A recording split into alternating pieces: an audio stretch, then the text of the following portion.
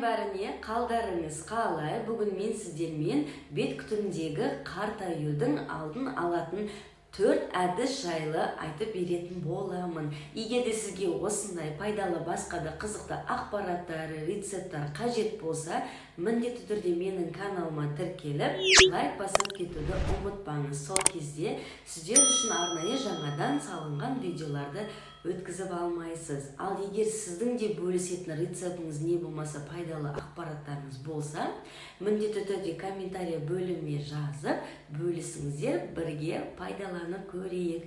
Ал сәттілік күтімге кірсек. Барлықтарыңыз білесіздер, бет күтімінде крем майларды пайдаланудан бөлек, күнделікті біздің көңіл күйіміз, ұйқымыздың қану-қанбауы және де дұрыс тамақтанып, су ішуіміздің өзі үлкен өзіндік рөлін атқарады.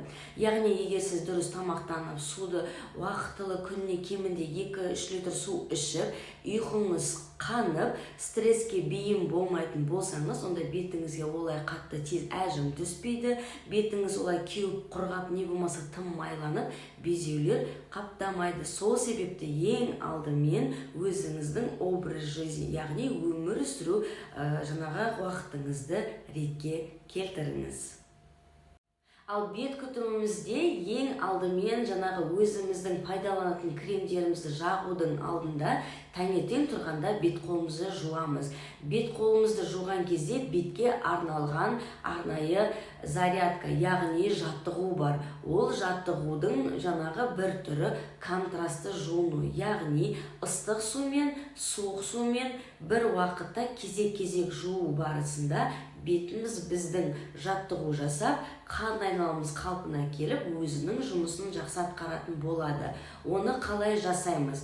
Ең алдымен ұйқыдан тұрғаннан кейін бір стақан су ішіп алып, одан кейін бетімізді жылы сумен бір шайып аламыз. Жылы сумен шайып болғаннан кейін тез арада суық сумен 15 секунд бетімізді шаямыз, одан кейін ыстық сумен 10 секундтай шаямыз.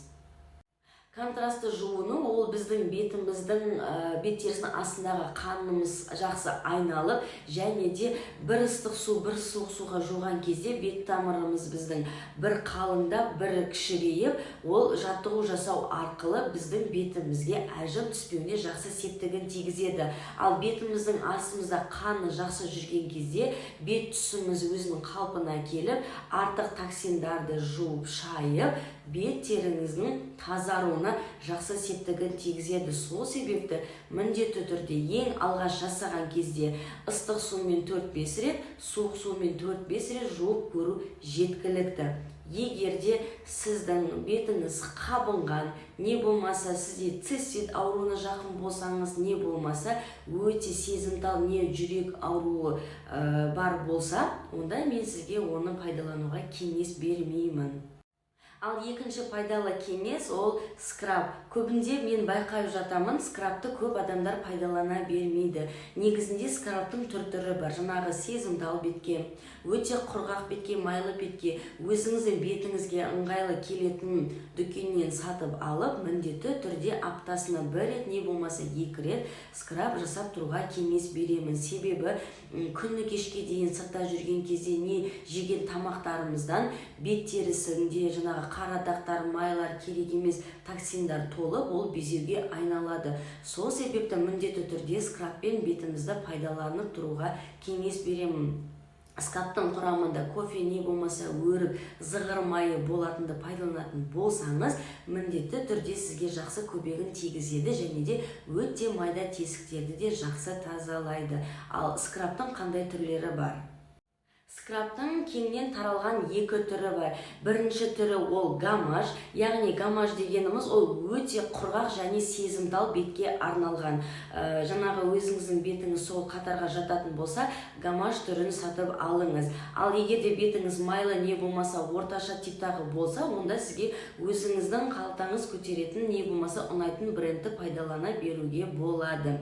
Ал негізінде жаңағы біздің скрабты бетімізді жақсылап сумен жуып алғаннан кейін, жаңағы подушка, яғни осы саусақ жұмсағын етіне қойып, батырмай, ақырын бетімізді тазартып шығамыз. Және де салқын сумен жуып, одан кейін өзіміздің ылғалдандырғыш майымызды жағып қоямыз. Ал скрабты кімдерге жасауға болмайды? Бет терісі өте қабынғаны, яғни асқынып кеткен кезде жаңағы біздің акнеміз, не болмаса бетте купероз бар адамдарға болмайды. Ал бет күтімінде үшінші пайдалы кеңес ол бетке массаж жасау. Яғни қазіргі таңда кеңінен таралған барлық жаңағы Instagram, YouTube-та ашып жатсаңыздар, ішінде қалай массаж жасау керек екенін видеолар өте көп. Және де дәл сондай видео менің каналымда да бар. Өтіп қарап көрсеңіздер болады. Міндетті түрде күніне уақытыңыз болса бір рет, уақытыңыз көп болса екі мезгіл массаж жасайтын болсаңыз, бетіңіздің мимикалық әжімдері азайып, ісіктер кетіп, керек емес артық майлар ыдырап, бетіңіз жасарып, өзінің пішіне ақырындап келе бастайтын болады. Сол себепті мен сіздерге міндетті түрде кеңес беремін. Ал массаж жасаудың алдында, ең жаңағы жақсы релакстың жасаудың алдында ромашка шайын ішіп алып, одан кейін жақсылап ыңғайлы отырып алып, бет өзіңіздің ыңғайлы жақсы көретін крем не болмаса майыңызды жағып алып, бетіңізге жаңағы саусақтың подушка, яғни етім мен бетіңізге жаңағы керекті массаждарды жасайсыз. Мысалы ретінде мынау подбородок кетіру үшін сыртқа қарай тартамыз, мойын әжім жиналмау үшін екі жаққа қарай осылай тартамыз. Көздегі ісіктер кету үшін сыртқа қарай тартамыз, ал жаңағы қабақтағы әжімдер кету үшін екі жаққа қарай тартамыз. Осылай әртүрлі жаттығуды күніне 15 минут кемінде жасайтын болсаңыз, 2-3 мезгіл жасайтын болсаңыз, результатқа жақсы жететін боласыз. Сол себепті массаж міндетті түрде осы керекті пайдалы ақпараттың қатарында болады. Ал массажды кімдерге жасауға болмайды? Егер бетіңізде купероз дегеніміз бетіміздегі біздің қан тамырымыз сыртқа көрініп тұрады, яғни қанталап бетіңіз қызарып көрініп тұратын болса, яғни сізде купероз. Ол бет терісі өте жұқа адамдарда болады. Массаж жасау арқылы сіз оны жарып алуыңыз мүмкін. Сол себепті көбінде купероз осы бетте болып жатады. Сол жерлерді айналып өтіп, жаңағы мойын, қабақтарыңызды, жаңағы құлақ астарын, артық терді салбырап тұрмау үшін жасауыңызға болады, бірақ бетіңізге жасамаңыз. Себебі оны басып жүрсеңіз қан тамырыңыз жарылып, өте қатты көбейіп, қызарып қалып қоюы мүмкін. Ал куперозды емдеп жазу ол мүмкін емес, себебі бет терісі қалыңдамайды. Және де ең пайдалы төртінші кеңес ол дұрыс тамақтану. Бет күтімінде тамақтану өте үлкен маңызды рөл атқарады. Оны сіздер біле тұра, бірақ оны сіздер жасамайсыздар. Мысалы ретінде сіздер білесіздер, таңертеңгісін түстен кейін суды көп ішу керек, ал кешкісін жатар алдында ішуге болмайды. Бірақ сіздер керісінше істейсіздер.